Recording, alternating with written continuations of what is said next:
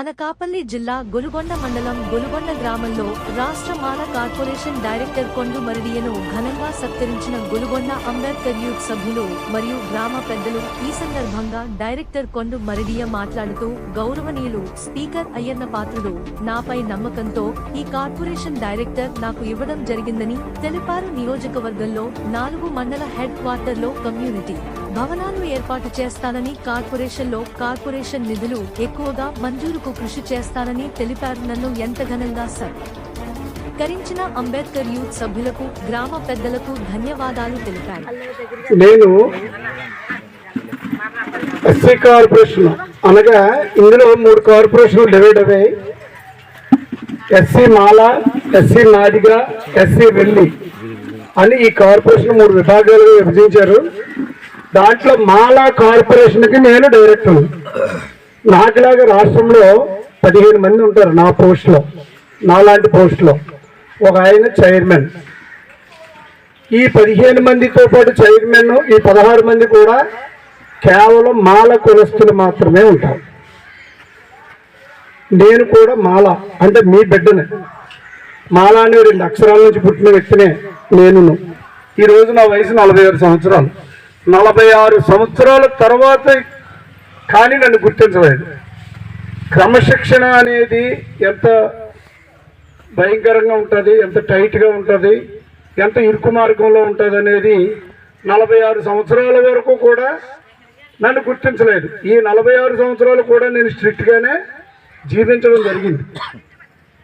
మీకు ఒక చిన్న విషయం చెప్పాలి. నా జీవితంలో బాబాసాహెబ్ అంబేద్కర్ ఆయన రాజ్యాంగాన్ని రాయక ముందు కానీ, ఆయన చదువు విషయంలో కానీ, ఆయన పొందిన అవమానాలలో కానీ తన బిడ్డలను పోగొట్టుకున్నాడు, తన భార్యను పోగొట్టుకున్నాడు.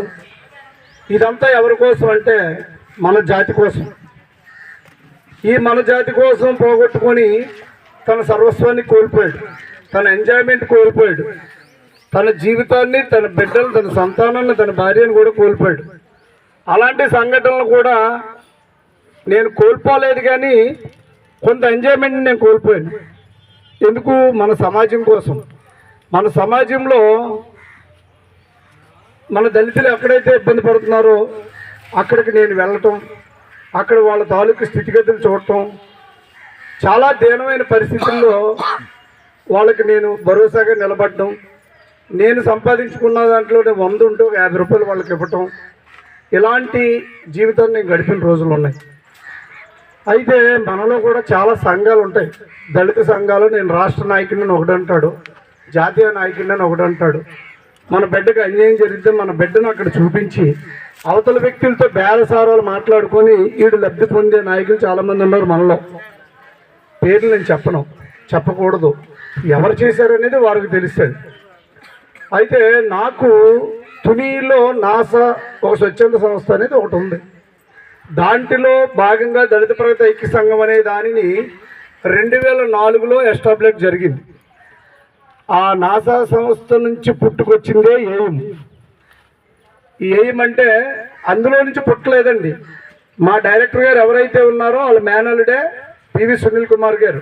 మమ్మల్ని చూసి, మా ఉద్యమాలను చూసి, ఆహా మా మామయ్య గారు ఈ ప్రాంతానికి పరిమితమయ్యారు, నేను రాష్ట్రానికి, దేశానికి విస్తృతం చేయాలి అనే ఉద్దేశంతో ఎయిమ్ అనే ఒక సంస్థను ఆయన స్థాపించి ఈరోజు భారతదేశ వ్యాప్తంగా చాలా కార్యక్రమాలు చేస్తున్నారు అది ఎయిమ్లో. ఏదేమైనప్పటికీ ఇలాంటివి ఎన్ని సంఘాలు వచ్చినప్పటికీ మన దళితుల కోసమే. కానీ ఎన్ని సంఘాలు వచ్చినా మనలో మార్పు రావట్లేదు.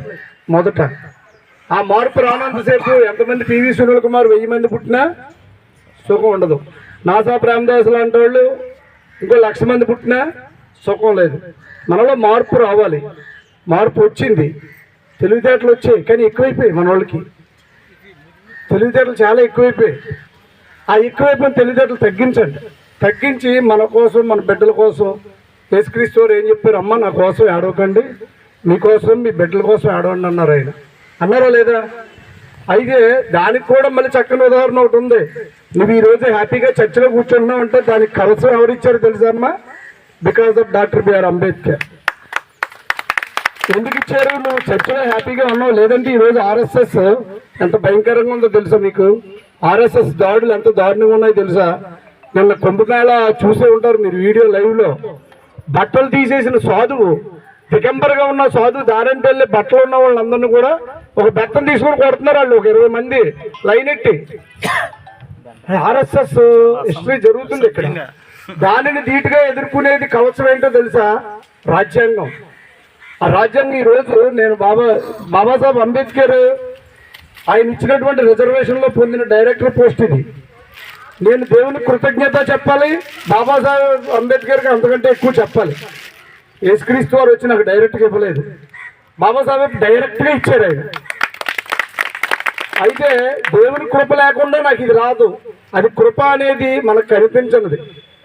కనిపించేది రాజ్యాంగం.